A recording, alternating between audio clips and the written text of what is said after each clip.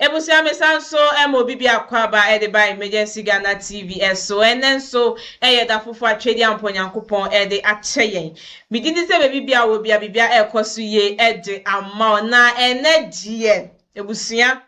story amesaka wo fidie ho ase no update na ebusia mbeka story bia mami bi ebe pie mu wo fidie mu ase ye ose oni Kwaku Gyesi awo abofra amame no yekoye hu DNA Kwaku Gyesi be pie mu ofidie mu ase na ye eja yekoye DNA test na DNA test no baaye no na akola no enye Kwaku Gyesi ba na maame ne se onya abofra na ye betwa tro akase akola no enye Kwaku Gyesi ba eni nti no ode be court won keka ye be ye kasakasa bebre wa hase no ebusia enne nya update wo sa story no mu Mama ne beka sa se anase mama ne beka se Kwaku Gyesi ne na awa abofra no ye ya jinsi adi asemwe di ebe hwehwem because obi the years are building a brand untime mfa just day embe say a brand no enti no OHENENI ene ni team ehwehwem mu ene ye the update no ebementi yensem ene nkone nkutie mu nsem emra nanso channel so be subscribe na wa like na wa drop comment no so e comment section ase ka me ho na ekohwe video no emra Kwaku Gyesi video tietie bi na ye twa no bra na ye nsua de bi wa ha ta se o si Kwaku Gyesi ne no enyam ewo ye Pacha Sompa FM ya bem Sompa FM 2013 usia no we ahia ne hia me se champion o si Kwaku Gyesi ne boy 2013 eti ya wo 2026 nti esa kola ni anya sen ono so se ne ba ne wo sen Ghana fo ye de otan eni bre eni ye de yade enye Ghana fo nyina Ghana fo binum ye de otan eni bre wo hia nipa ne 2012 nti de emfa ne so be wo 2013 ye wo 2026 ka esa wo ba wo 13 years wo se akola wo 10 years yakoye DNA prove say enye ne ba Ghana fo bi say oye gospel artist nti eye say ye de hya no say still eye ne ba na ye betimi kra ene nurse fo akohihye ho eti ya dwene no sabi ye mu pi no ya dwene no wo he akoda no owo papa wo ho a wo hwe no akra no because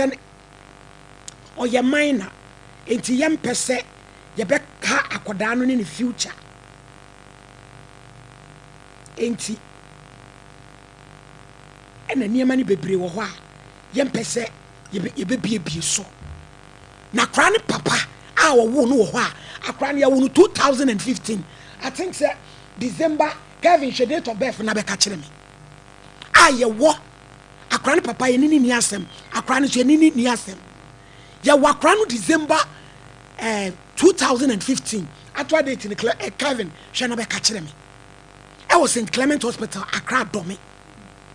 aden na sister wo yesa aden na wo yesa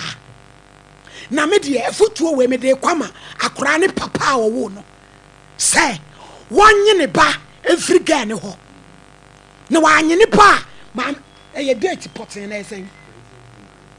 January 20th January 2015 and you wakola no the date of birth from reliable source out dia breyen yani akra ne so akra kasa me ni akra ne so akasa no say the sister ye ne say wo ye yo so bebo dia eto mu nyina suro Sompa FM na mo de mo suro no kredie ne de Bible no kre ye nyame o gina no kra chi sasabra no kra na wo ka what did you about better than you? Yani akran me ni akran soa e kasai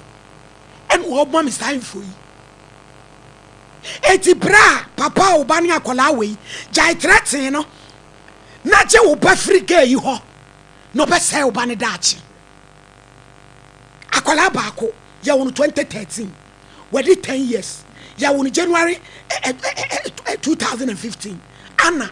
edia na wo hyehyɛ na saa asɛm wɔ yɛ a medi wɔ yɛ si wɔ no Kevin we to twane fan sɛ grandpapa no ko gye ba apostle nyame che Church of Pentecost chairman tie asɛm yi na mo san nye review yɛte 208 ababa wa anai ye pepo audio Jomoro Church of Pentecost na ne maame eye deaconess Mr. Father eye elder na anai wa wale ni ku ko Methodist afena na wa start to nnwom ene deep Church of Pentecost so fu bi e friend so fu amankwa ene ne yere efri Kumasi ko ho ne yese papa no no wo hye busumi bia organize 3 days fasting in Bible gidi kronum etomo invite adom to fo na wo maame ye deaconess wo Pentecost no do say ya wale do commented this no na wo ba ho beton eti sofri mu gina wachi e promote ya me eti otwa abon kra baako da kwa wia wo mun ka bi nhemo ge ise sofo amankwa na bare dem ne na beda 208 yensom na asem na dread apostle anim yensom na dru chama ho ni yi papa clerical aye no overseer ya man so ne salaga yesi omo ji asem ni gina mu nyina obi ne wote ase me amene sofo amankwa no me ne kasai em say Friday no IBJ papa ne kasa na osu o se mama me di mesem nyina manyame na onyame se mi be ka da mama wukura onyame be kasa e wo sa asem ewu enti ye tazi agi apostle nyame chese de onim ni baabi akwa watimi anya kokuduro abetra na cha television so se woni na wo 2013 and about 10 years de onim no eti sa asem no omu san revisit na bia na no kura bi ni baabi yentie odua oni pande bai Kevin for the oni tum e wo sa asem no Sompa FM Ghana for the what time Ghana for pinum ya the what time ya kasi etawa chese now program mo ye em say last week and our sister bi eba ho me say nyina ne say nyo Kwaku Gyesi ene na uba kama bofra na nya 10 years nti moko ye DNA no na enyan Kwaku Gyesi ba imo bi ye hwe no anya ye ngongo esanse asem ni bi esipen and I'm sister Korea so 2008 yeah if you do what you need 18 years and I say me see yeah the software be about Korea friend half as me zama yeah yeah Pentecost software nti Pentecost software no bae no o mpaebo fo pa one na yere nti omo hihye mpaebo bosome mpaebo eno de eni behwe na nipa mpaebo no nsori o krum ho method so ma baby ba o kokra nkontama onye baby ntina ntina ama mpaebo no agikuru na si ho papa no yo bi na ne motipa opinipa na ababa ya oba mo studio ho si no Kwaku Gyesi awi o maame na oye deaconess so Pentecost ho baby asofo no wono ana next father so no so ye elder ewa asore ho na baba wani die no wari ya oni mekunu eko Methodist na wase enyum to ase nkakra nti ye mpaebo saa na osofo no okra di fu firi Kumasi ni baby ni anyum tofo ba na ɛna nse ababaawa no nso asate nyom to a wɔn sɛ okuta nyom to adoma akyɛdeɛ nti ɔsɔfoɔ no sɛ ababaawa no maame ɔno ne papa yɛ asɔre mɛnti no yɛ no mo ato saa frɛ no na nso abɛtoto nyom wɔ mpaebɔ n'ase a ɔsɔfoɔ no yɛ n'adwene sɛ n'asɔre ba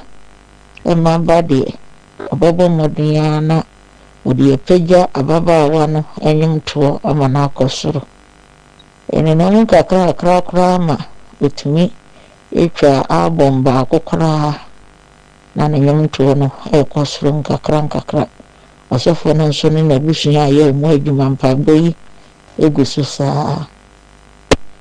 enti dako ɛne yɛtee sɛ ababaawa si ɔsɔfoɔ aba ne fie ne na abɛda ɔbaa warefoɔ asɛm bɛɛ ni ɛne kurom hɔ asɛm yɛ agye Pentecost sɔfoɔ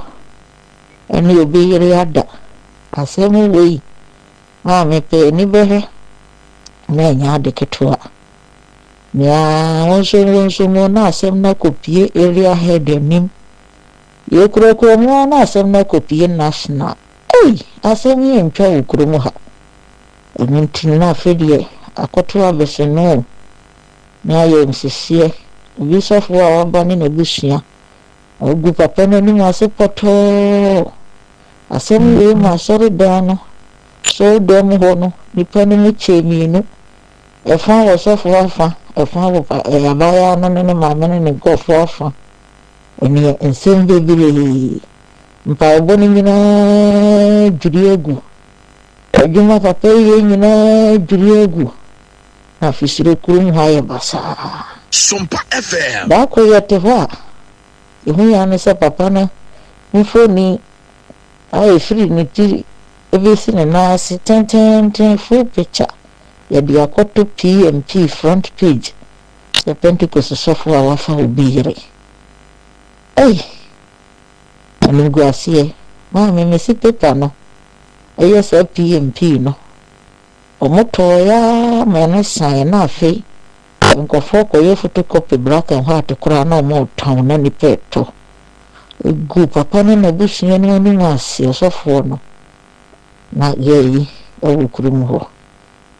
nti ɔsɔfoɔ no na ɔyɛ full ordained pastor asɛm no si yɛ nti yɛtee no diberɛ so ɛbɛyɛ no overseer ɛnam saa asɛm wɔ nti papa yi promotion bi aba ɛwɔ sɛ ɔmo yɛ na apostle a onya na ɔmo ayi na firim afei na wasa apostle nyamekye saa asɛm no ɔmo san hwɛ biem na ɔmo nka na Ghanafoɔ saa asɛm bi ba mo yɛnya botere na yɛ analyze na yɛnya sɛ yɛde wɔtan ɛne ani prenti yɛhwiri si ma baabasia bɛfrɛ kɔ ɛbɛkɔ tu baaboro ɛna asɛm na mo ka no baabi ɛtasum baabi ɛntasum maame sɛ wotie mi esu trase w'anim guaseɛ mu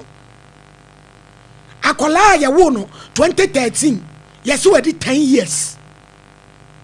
akɔlaa date of birth 20th January 2015 na wonim ni akɔlaa date of birth no ni dian kasa ɛwɔ so no dian ɔde ma yɛde kɔ DNA ne so ɔma yɛdin different kyɛsɛ menim deɛ lady wei ɔpɛ ada ɔbɛtena ha no yɛwie show na me maame D4 kɛseɛ bi o kuma se frɛ sɛ ɔyɛ ne abae wa na kɔm hom na ɛyɛ ne saa no na ne papa wo frɛ me a wo se frɛ wo play kasa free western region no sɛ wo na ayɛ busua pani a papa ɛne frɛ mo frɛ mo de hye no na mo ne ntena se because mo nim sɛ ɔde bia di sɔfo bi pɛn ɛna mo nim sɛ akɔdaa no wɔ papa ɛdeɛ na mo yɛ saa adai Kwaku Gyesi na bɛ fi aba ifo abɛtɔn na mama na adai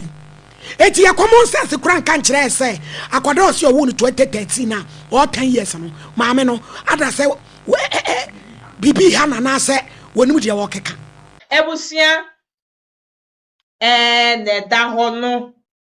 enti omo ana omo ka sɛ mebi asɛm maame ne ka no ɛyɛ no kra no yɛsrɛ enne ohinini aba be bie nsemu de akyerɛ yɛn enye Kwaku Gyesi pe na maame ne de edi no o de edi sɔfo bi ama dibre asɔfo no wɔ no yagye fi ne nsɛm nti enye ono pe according to OHENENI no si maame no eye numtuni maame no so de na oba ase no verify so ye numtuni nti otonom wa asɔre na okoka ase sɔfo no eni na ye bibi asɔre nso anhwehwɛ mu ena mo gye sɔfo ne dibre ye de efi ne nsɛm ena ene wentimi anya obia amfa nhye no se Kwaku Gyesi ne na awo abofra so time na o kasi ono ni hia no na Kwaku Gyesi eni ye manga ne mu ha sei obi ma so still ye DNA test na ma me still Kwaku Gyesi ni omo ye DNA test na akoye baako eno mo twatro nti asem ne de o be court nti enne disi ayakwa ko hu bibia enye ono pe ena odi edi no na yesere asole na maame no edidi sofo no na ga asem na eso mu hwehwe mu aya mamu ntie one side na asem no na eye so mu hwehwe mu ansa na omo agye papa no position ayede edi fi ne nsem enti no asem na be pie ha se na die omo hu ne se sofo no wanyesa mu mamani na ho asofofo no mu mamani enna ho because obi betimi de ediu e ma die yetimi bibia ye o obe ye format ye bibia wie ye no obi agi ni di nanso DNA results no ba ye na ehu ze mami enye no kre obi the years are building a brand o person the just a minute SS our brand nti mami na eso mu chi no tum because so far as enye ono pe na odi edi ne die endie odi edi nkofo bebre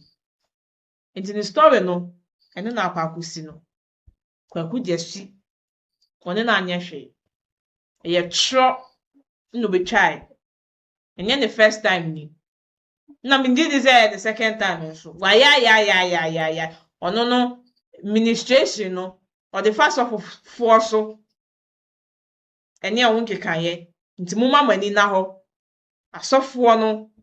omo mo tonyom no